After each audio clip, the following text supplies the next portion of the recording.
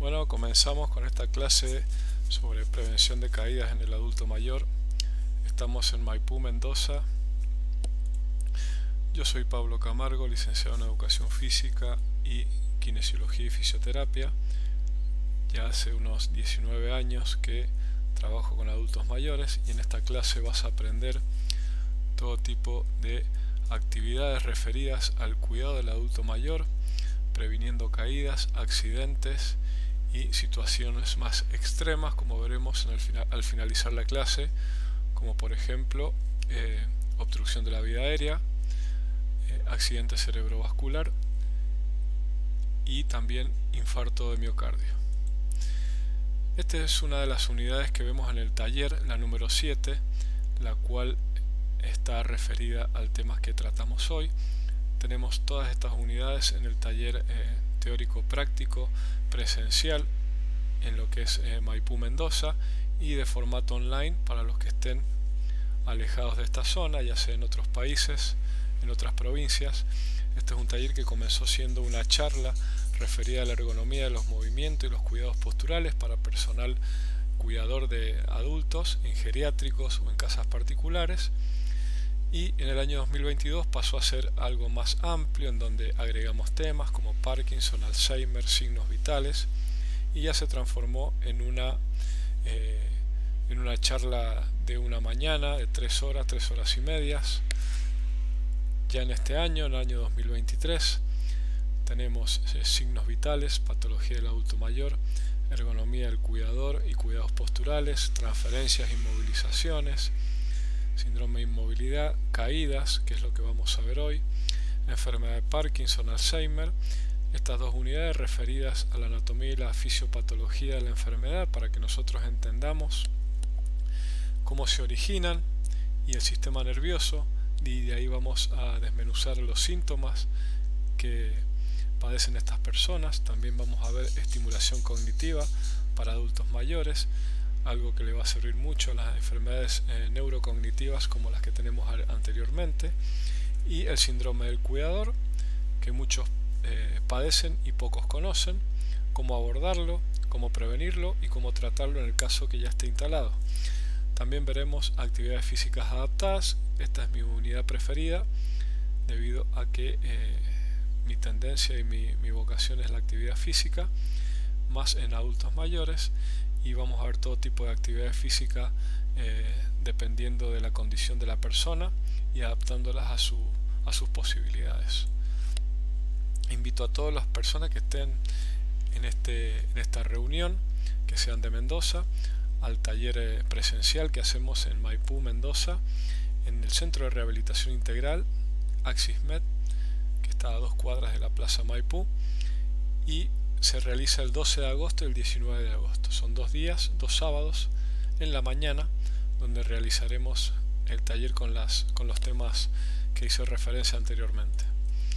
Para comenzar con este tema, vamos a tener en cuenta lo que es la valoración geriátrica integral. Es un enfoque multidimensional en donde nosotros debemos evaluar la salud y el bienestar de la persona que tenemos a cargo, ya sea en un geriátrico o si es un domicilio, mejor, porque es una sola persona que debemos conocer en profundidad, identificar sus necesidades y los problemas de salud específicos. Esto quiere decir que nosotros debemos conocer la patología que padece la persona con todas sus inquietudes que esto requiere. Es un proceso completo y personalizado de la persona, ¿sí? Las áreas que vamos a evaluar son la capacidad funcional, su capacidad cognitiva, la salud emocional y mental, el sueño y la nutrición de la persona. En cuanto a la capacidad funcional, nosotros tenemos que ver si la persona se viste por su cuenta, ¿sí? Cómo lo realiza, qué dificultad presenta, si se baña. Siempre tenemos que buscar la autonomía de las personas. Debemos recordar que las personas mayores, una vez que nosotros las empezamos a asistir, ellos se acostumbran y terminan prefiriendo nuestra asistencia a que la capacidad lo puedan hacer por ellos mismos. Entonces siempre tenemos que buscar su autonomía. Por ello debemos conocer todos sus movimientos al cocinar, si realiza alguna otra actividad de la vida diaria. ¿Para qué? Para que nosotros sepamos en cómo lo podemos ayudar y el límite entre la ayuda y entre dejarlo hacer a ellos. Esto es importante debido a que no solamente nos alivia a nosotros como trabajadores, sino que la persona se hace valer por sí mismo, ¿sí? Es interesante saber que las personas con limitaciones visuales tienen que tener mucho cuidado al conducir, viajar, andar en bicicleta.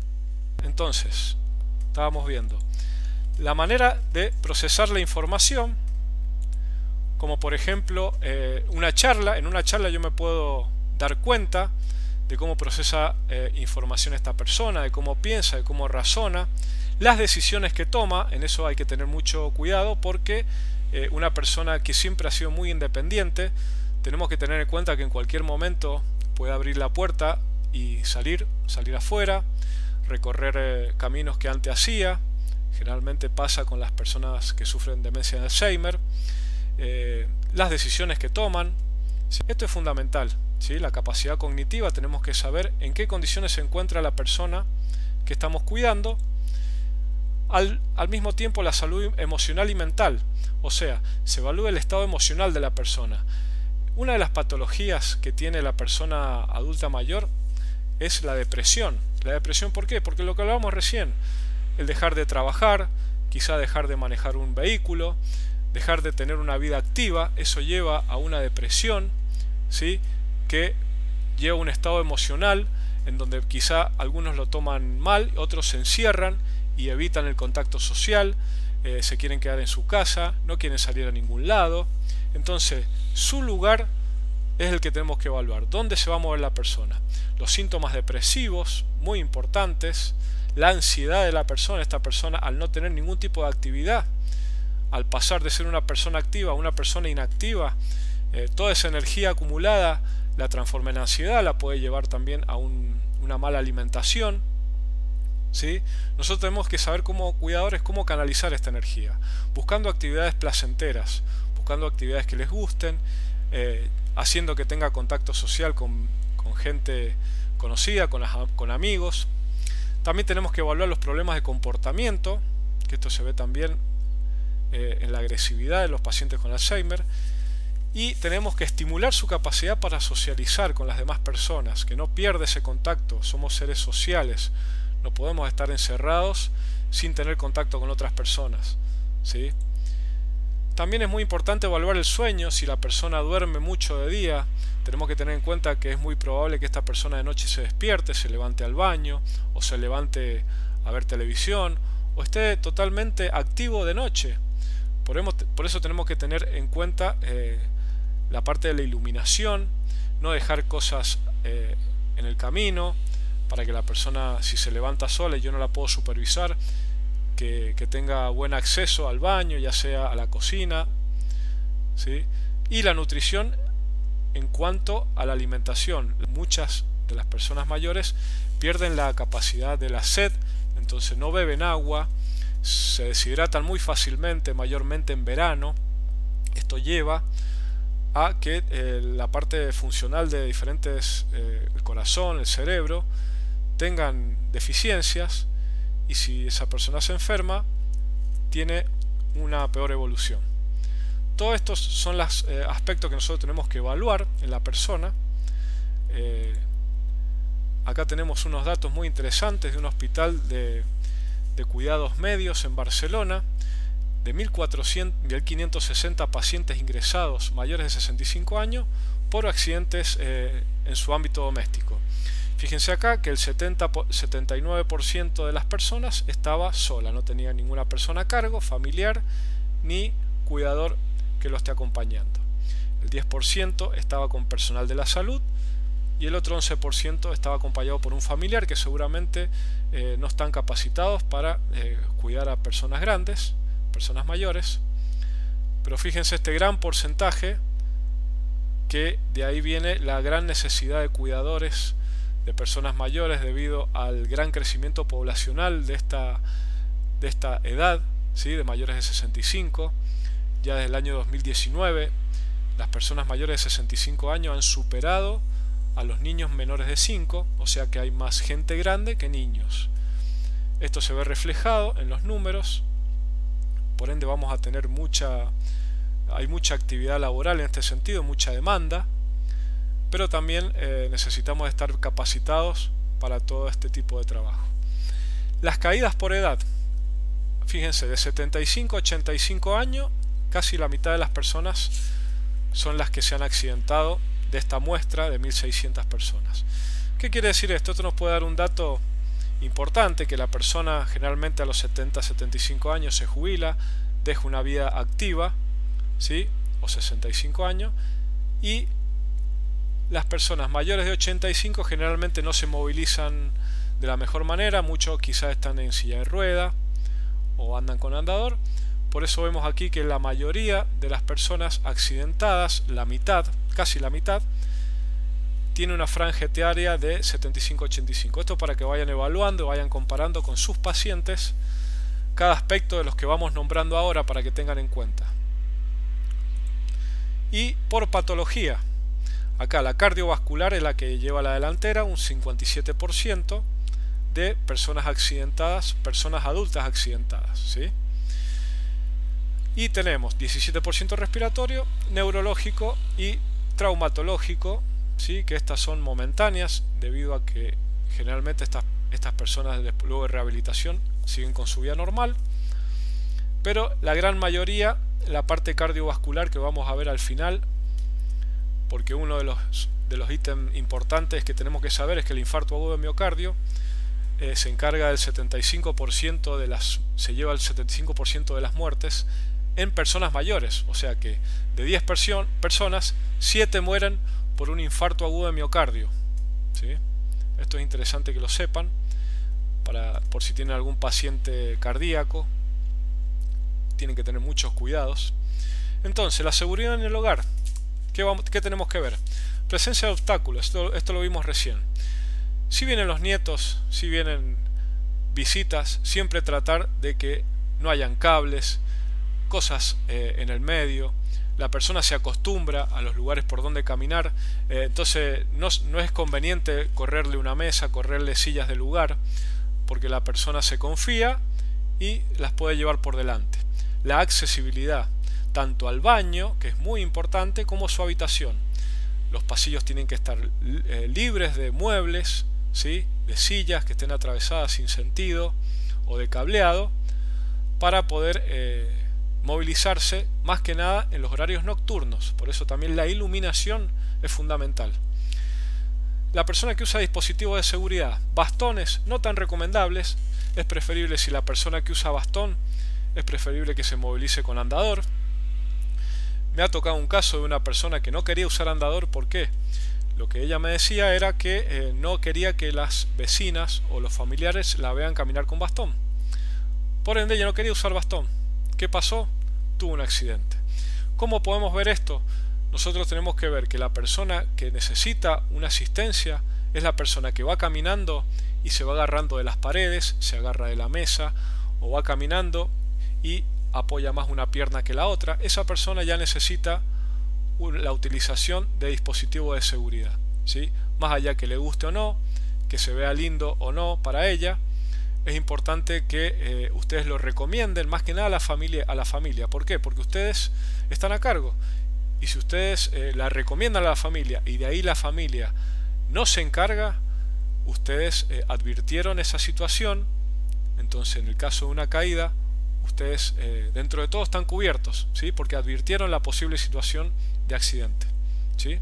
Entonces, evalúen a sus pacientes, y las personas, por más que lleven años caminando solo y se movilicen, si la persona ya va tomándose de las paredes para caminar, o se sostiene, pasa por la mesa y se sostiene y continúa caminando, a esas personas lo más probable es que prontamente pueda tener un accidente, ¿sí?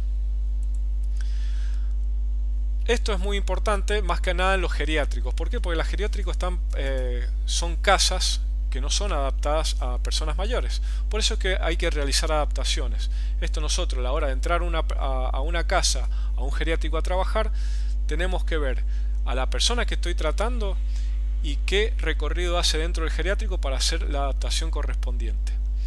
reducir riesgo de caídas, como por ejemplo las bandas antiadherentes en los pisos, cercanos en los baños y en los escalones, instalación de barras de agarre, más que nada en el baño. El baño es uno de los lugares más frecuentes donde se pueden producir accidentes. ¿Por qué?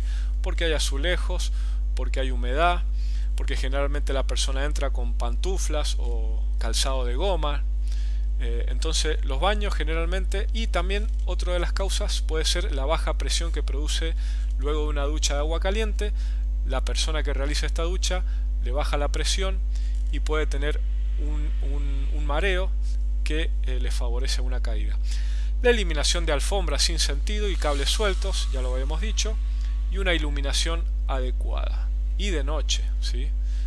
Quizás sea necesario dejar luces prendidas. Si ven que su paciente en la noche se levanta al baño, es preferible dejar una luz prendida y no que él se levante y vaya prendiendo las luces, y dejar todo despejado para que no pueda tener problemas. Fíjense acá este baño, fíjense estos agarres muy importantes, más que nada en la ducha, y esta utilización de la silla es fundamental, ¿sí? Fíjense los agarres en el inodoro, más que nada para sentarse y pararse.